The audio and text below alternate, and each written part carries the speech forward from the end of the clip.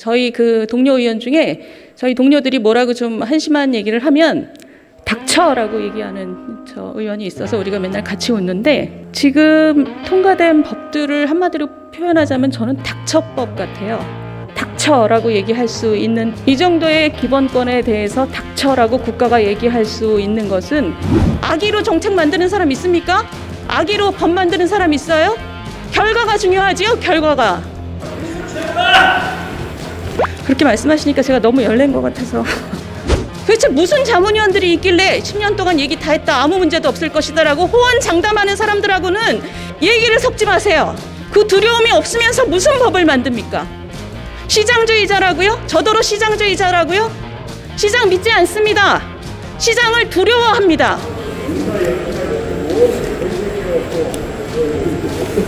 좀 들으세요. 이런 기회에 공부도 좀 하시고요. 귀가 있는 분은 같이 듣자라는 것이었습니다. 뭐 여기 출석 체크하는 것도 아닌데 듣기 싫으면 집에 가시면 되지.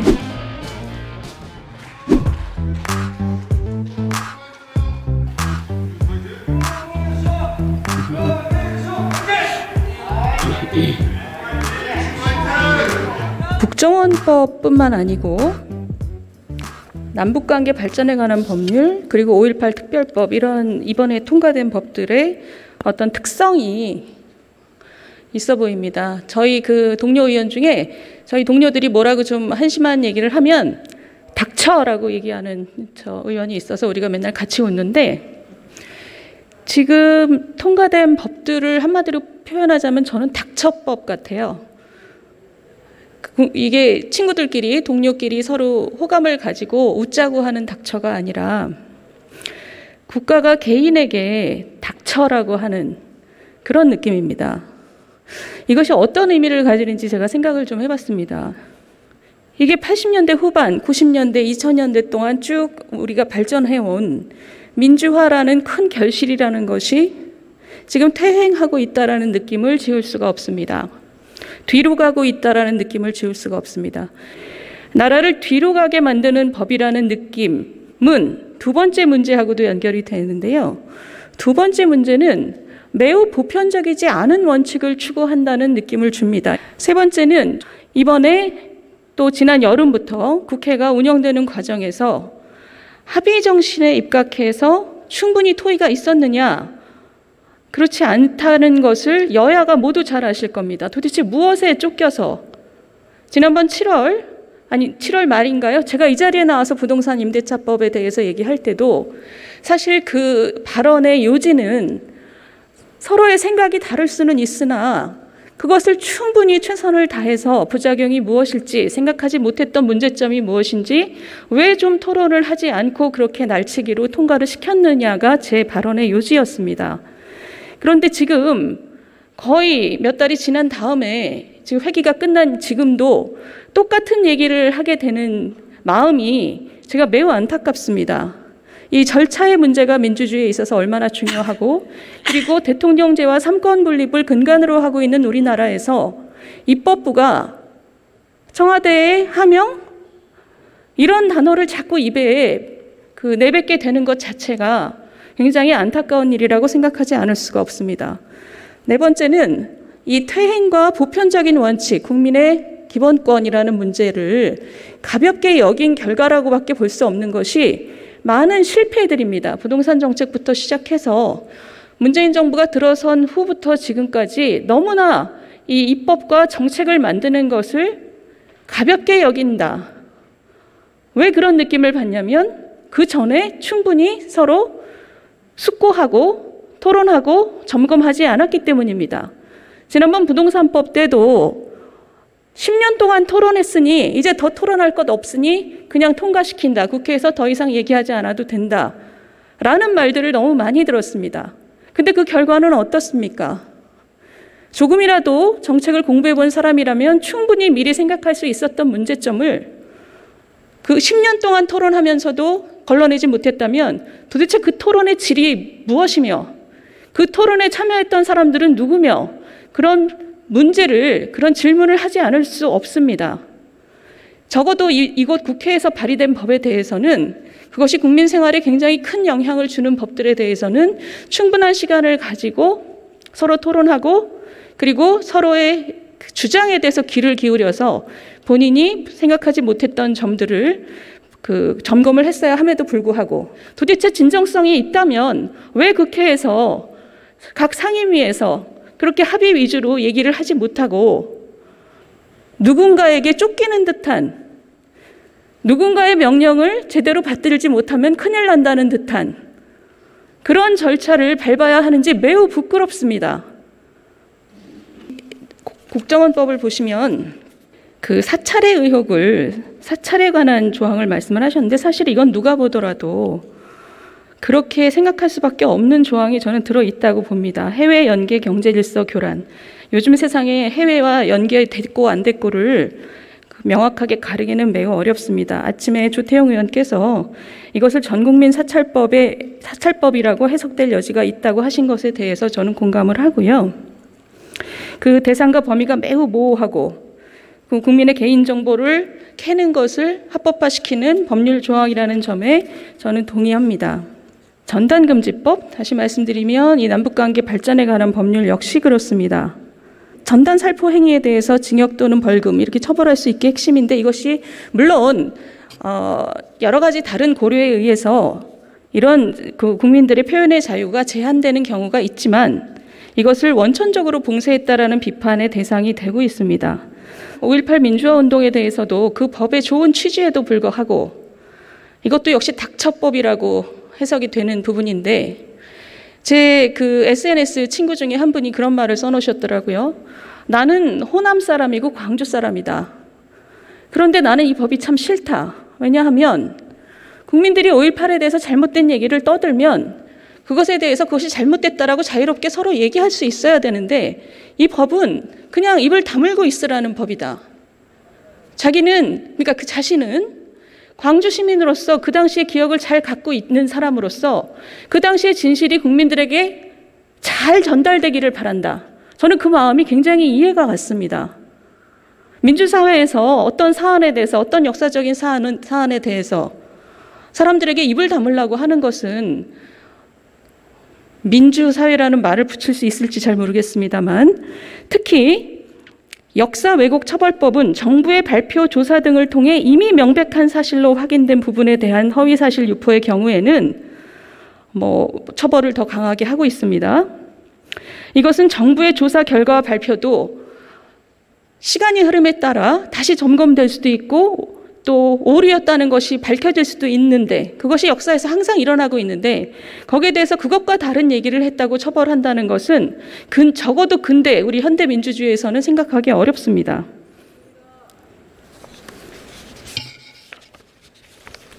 부동산 전문가가 아니라 아주 초보적인 정책과 경제학을 공부한 사람이라면 이 방법이 최선이냐 그랬을 때 동의하지 않을 사람이 제가 볼 때는 99%입니다. 아무런 문제가 있을 수 없다. 10년 동안 얘기 다 했다라고 얘기하는 것은 오만하고 플러스 무지한 거지요. 그것은 결과가 말해주지 않습니까? 선의로 정책을 만들었다. 그게 뭐 어쨌다는 겁니까 지금? 악의로 정책 만드는 사람 있습니까? 악의로 법 만드는 사람 있어요? 결과가 중요하지요. 결과가.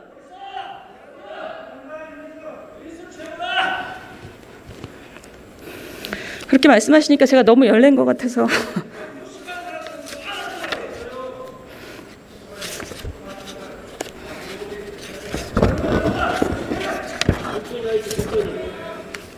저는 지금 부동산 사태는 아직 끝나지 않았고 많은 전문가들은 지금 사태를 낙관적으로 보고 있지 않습니다.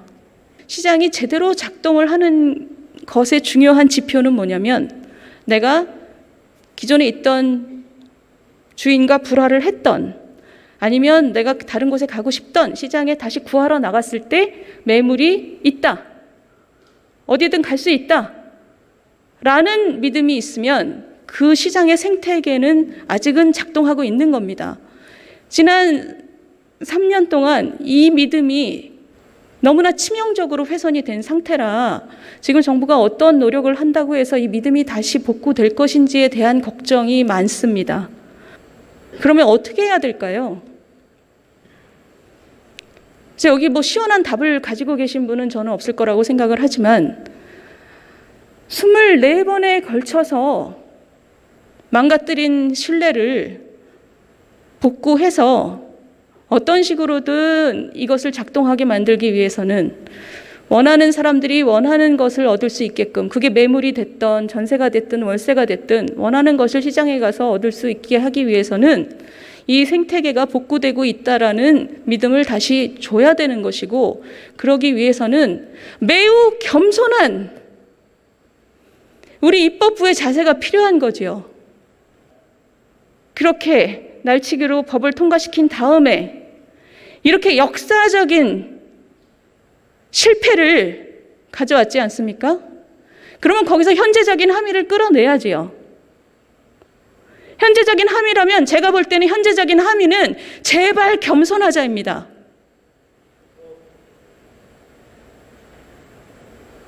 두 번째 함의는 우리는 입법부다. 누가 우리를 쫓아오냐? 우리는 우리 일을 한다라는 자세입니다. 무슨 도둑 입법을 하는 것처럼 빵채를 뚫기는 입법부가 그게 제대로 된 입법부입니까? 두 가지 말씀드렸습니다. 제발 겸손하자. 뭐가 그렇게 어려운 문제, 예상하지 못했던 문제입니까? 법 통과시키자마자 많은 전문가들이 다 걱정했어요. 도대체 무슨 자문위원들이 있길래 10년 동안 얘기 다 했다, 아무 문제도 없을 것이다라고 호언장담하는 사람들하고는 얘기를 섞지 마세요. 제대로 공부한 사람이라면 시장에 대한 두려움을 갖고 있습니다. 그 두려움이 없으면서 무슨 법을 만듭니까? 시장주의자라고요? 저더러 시장주의자라고요? 시장 믿지 않습니다. 시장을 두려워합니다. 시장을 두려워하기 때문에 따져야 할 것을 다 따져야 된다고 생각합니다. 따져야 할 것을 다 따진 다음에 그래도 어찌할 수 없는 것은 어쩔 수 없지요. 그거는 그냥 하나의 경험이 되고 우리의 데이터가 되고 다음번에 더 잘할 수 있는 자양분이 되는 거지요. 여러분들 가슴에 손을 얹고 지난 7월에 할 일을 다 했는지 생각해 보세요. 그렇지 않았다면 지금 망가질 대로 망가진 시장에 대해서 국민의 삶에서 가장 중요한 게 뭡니까 도대체? 먹는 거, 자는 거예요. 지금 자는 시장을 그렇게 망가뜨려 놓고 할 수 있는 일은 뭡니까 그럼? 거기서 현재적인 함의를 끌어내는 거죠. 잘못한 건 잘못한 거고 앞으로 어떻게 할 것이냐. 제가 말씀드렸습니다. 제가 생각할 수 있는 함의는 첫 번째, 제발 겸손하자. 할 수 있는 것 다 따져보자. 두 번째 함의는 제발 우리 정체성이 뭔지 생각 좀 해보자. 우리 국회의원이다. 다들 머릿속에 계산이 많으시겠죠. 누구한테 잘 보여야 다음에 뭘 받을 수 있다. 그렇지만 그 모든 계산의 바닥에 있어야 하는 것은 우리는 입법부다. 삼권 분립, 견제와 균형을 핵심 축으로 삼는 우리나라의 민주주의가 발전하기 위해선 바로 나 자신이 아무의 명령도 받아서는 안 된다. 나를 이곳에 보내준 국민들의 뜻을 받들어야 한다. 그들의 기본권을 무엇보다도 중요시해야 한다. 그게 입법부의 일원으로서 가져야 할 자세가 아닙니까? 처음에 말씀드린 것처럼 국회에서 적절한 토론 과정이 없이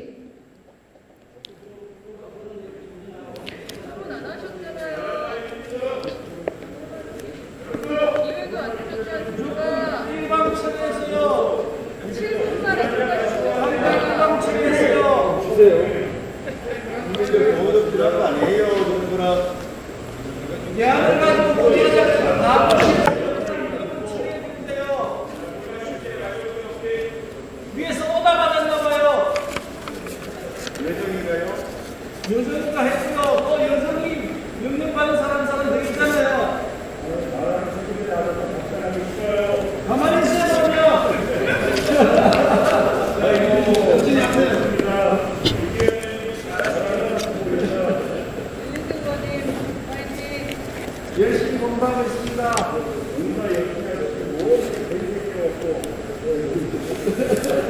이런 기회에 공부도 좀 하시고 그게 중요하지 않겠습니까? 아까 최장집 교수님 말씀에 나오잖아요.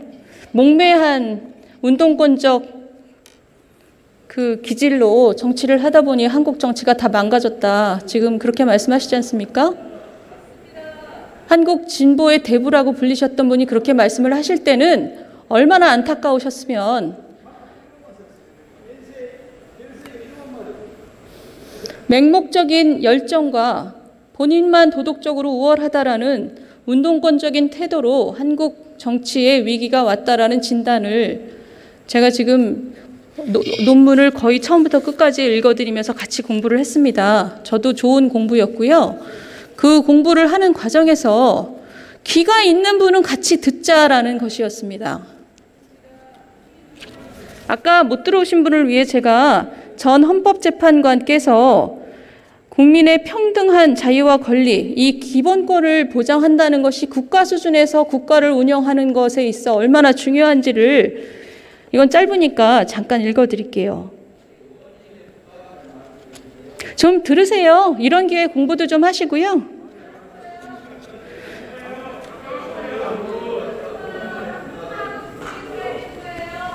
좀 들으시지요? 그러니까 지금 강보 여기 출석 체크하는 것도 아닌데 듣기 싫으면 집에 가시면 되지. 아, 출석 체크를 하나 보죠? 모든 국민은 평등하게 자유와 권리를 가진다. 국민의 자유와 권리는 타인의 자유를 침해하지 않는 범위 내에서 보호되고 국민은 타인의 자유를 침해해서는 안 되는 헌법적 의무를 부담한다. 헌법은 헌법 규범 사이의 위계 질서를 정하지 않는다. 특정 규범이나 가치를 일방적으로 우대해 다른 규범이나 가치를 희생해서는 안 된다. 또 특정 사람이나 집단에 특권을 부여하거나 그들을 보호하기 위해 타인의 자유를 일방적으로 희생해서도 안 된다. 제가 아까 말씀드린 누구에게 잘 보이려고 하는 것이 정책 목표가 되지 말라는 법은 없습니다만 그것이 중요한 목표라는 것을 솔직하게 까놓고 같이 놓고 그것이 왜 현재 우리에게 중요한지를 같이 놓고 우리 국민의 표현의 자유라는 부분까지를 같이 놓고 같이 얘기함에 있어 특정 가치를 일방적으로 우대해 다른 규범이나 가치를 희생해서는 안 된다는 원칙은 지켜져야 하는 것이죠. 그걸 위해서는 매우 신중하게 반대쪽 의견을 잘 듣고 혹시 생각하지 못했던 것이 있는지를 신중하게 검토하고 우리 내국민의 표현의 자유라는 것이 얼마나 중요한 것인지를 무겁게 여겨야 한다는 뜻입니다. 시간 카운팅.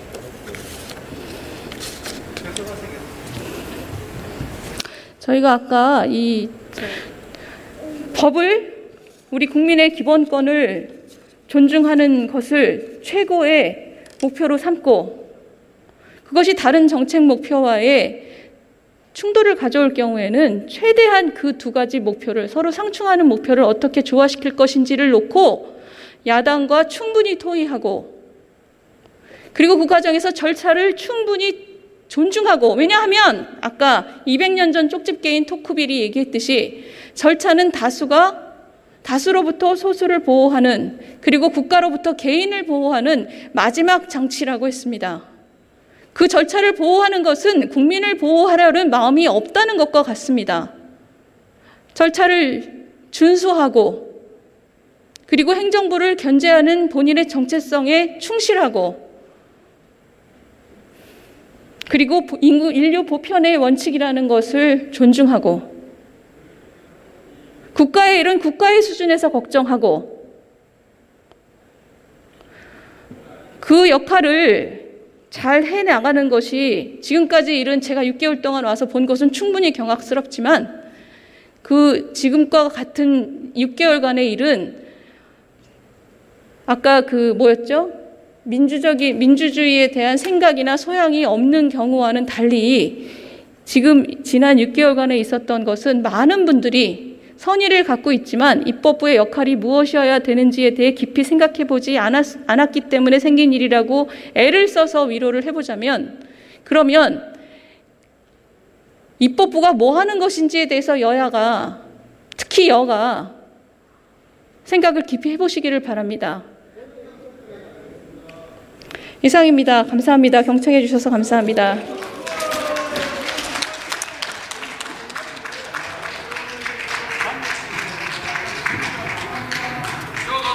가서 자료 좀 들어드려요.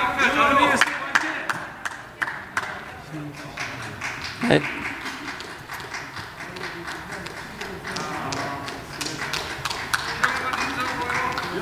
예, 윤희숙 의원 수고하셨습니다. 다음은 김경엽 의원이 토론할 순서입니다마는 코로나19 방역 차원에서 교섭단체 간 협의 결과에 따라 본회의를 정의하기로 결정했습니다. 본회의 속개 시간은 추후 알려드리겠습니다. 정회를 선포합니다.